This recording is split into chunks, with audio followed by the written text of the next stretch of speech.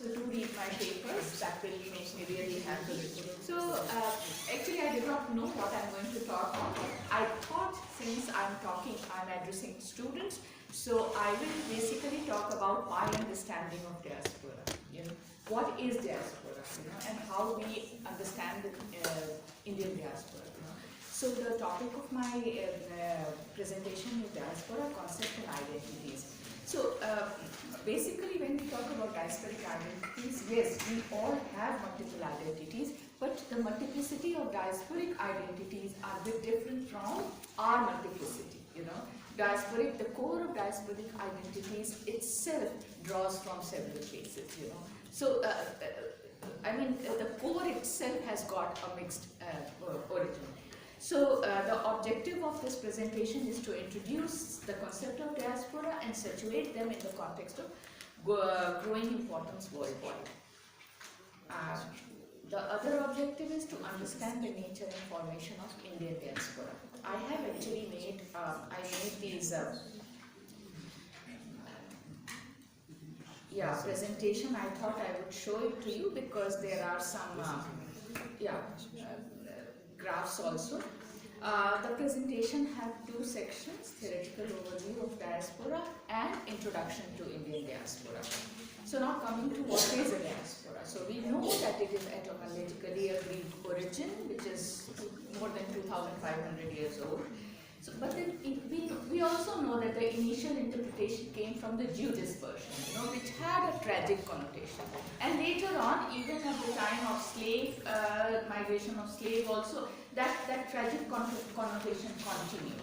But which is not true in the modern times, you know. That diasporas do not have a tragic connotation attached to them.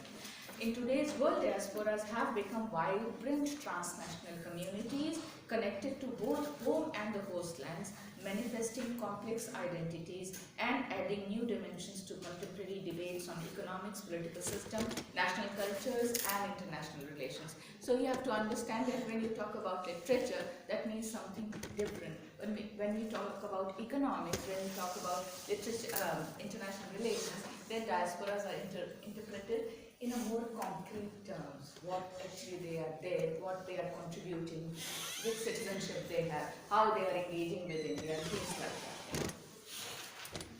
So, but the vast catalogue of political and empirical applications and changing connotations of the term diaspora and its derivations present a complex picture. In reality, the diasporas are a specific type of transnational communities marked by migration, continuity, rupture, hybridity, and dual belongingness, which gets manifested through economic, political, social, and other kinds of interactions with home and the host country simultaneously. So this is it, you know, very often we get confused. In several countries, even minority groups are considered as diasporic groups, which is not true. You know, diaspora, in case of diasporas, a migration has to take place from one country to another. This is the, according to me, this is the basic criteria from where we can start the concept of diaspora. Nevertheless, owing to its growing usage, the term has proliferated and dispersed from its core meaning and has become more or less a generic term. So everyone is a diaspora, you know. Even if I am going to a US for a 3-month contract, I am considered as a diaspora. So is it a diaspora? I mean, this is really debatable. This terminological confusion has to some extent led to loss of distinctiveness and disregard for diaspora as an identity which comes in way of policy making and research. So I think it's very important for researchers to understand. According to me, the core element which can be treated as the starting point of the description of diasporas are four. The first, as I said, is a cross-border migration. I think that is the starting point of understanding of a diaspora and settlement in a new land. It implies dispersion in which the territorial boundaries of a state are crossed, followed by a settlement in the new land. According to me, if this settlement is a long-term settlement or a permanent settlement, then the diasporic identities are taken in it takes a more concrete shape. But nowadays, the countries consider the short-term migrants also as a diaspora. So if you know the description of Indian diaspora, the short-term migrants are also considered as the diaspora. The second criteria, according to me, is the host land participation. The settlement in the new land signify not only residence, but participation in the economic and political processes of that country. The immigrants create a niche for themselves and impact the host nation in social, economic and political domains. They also negotiate and compete with other communities to secure their existence in the homeland, host land. As the idea goes, more successful and integrated they are in the host land, better they are capable to participate in the homeland. So the initial idea of the loyalty towards who is loyal, are you loyal to the homeland or the host land, has given way to this dual belongingness. Even the countries accept this dual belongingness of the diaspora. The third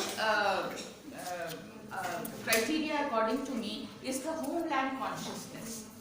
It implies a sense of awareness about the existence of the motherland. So, not necessarily you are staying in that homeland. The homeland can exist in any form in your mind. The manifestation of homeland consciousness can be varied. For example, it can be retained in memory. For example, we have Parsis. For them a homeland, they are a diasporic community. Homeland is in their consciousness, in their memory. There is no homeland for them as such.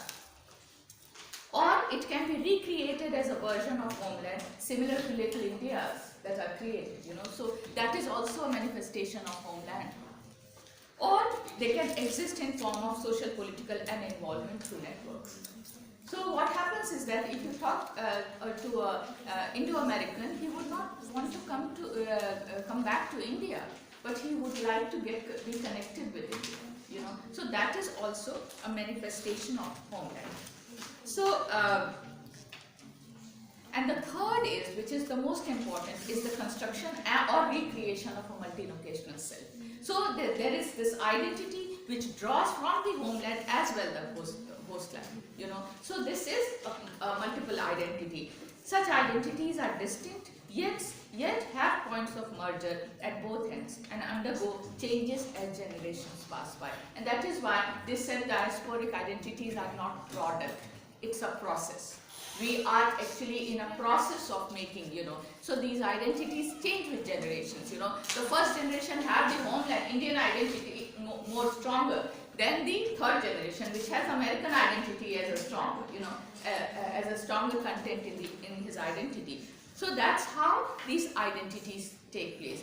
Initially, this dual belongingness was considered as a kind of nowhereness, which was represented by Trishanku. Very often, the diasporas were said that they are like Trishanku, they are nowhere.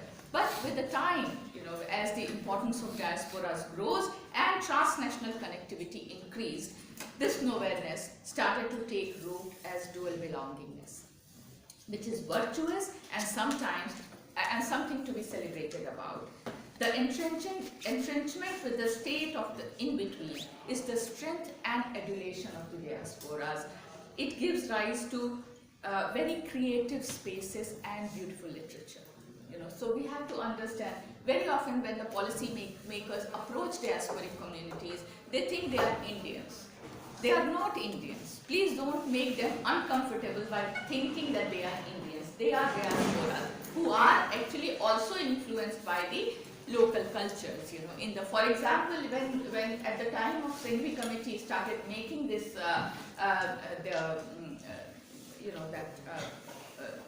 data, the data bank of diaspora, the diaspora was very, very hurtful. In South Africa, they were not ready to be included in that group, They said, no, we are South Indians, South Africans, because of this duality of but that does not mean that they are not Indian. They are very much, that homeland consciousness is there, maybe different from what we have in mind, But as in India, we are very familiar with the diversity we can accept it, you know. So Parsis, Jews, all were here. They continue to be diasporic population, continue to be their own whatever they were, but they also adopted Indian ways, you know. So this is how diasporic identities take place.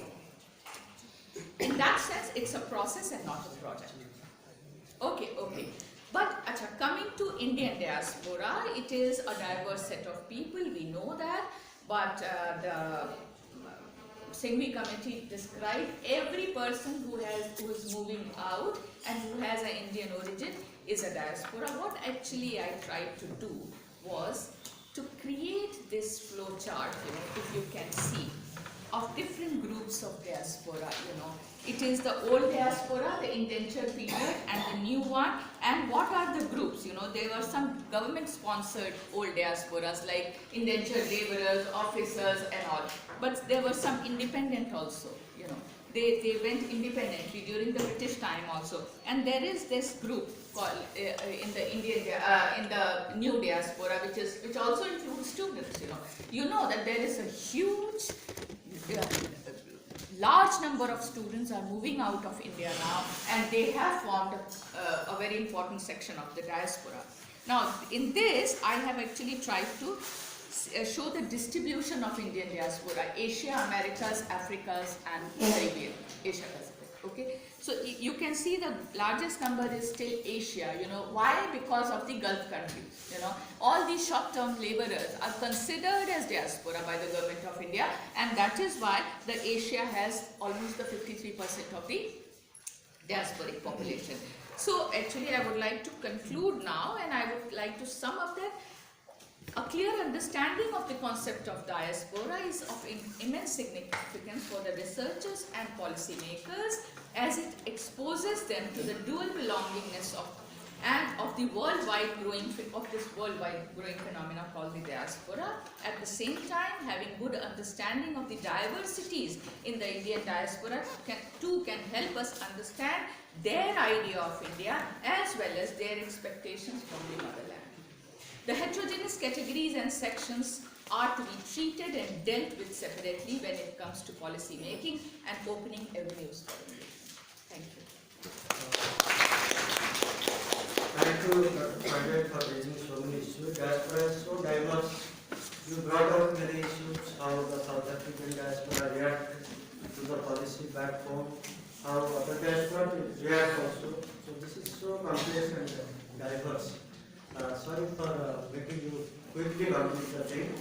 In fact, all the students is here only in this forum. You can always become and ask anytime. Okay. So we have very less time. So what we do? We have two papers now. We'll have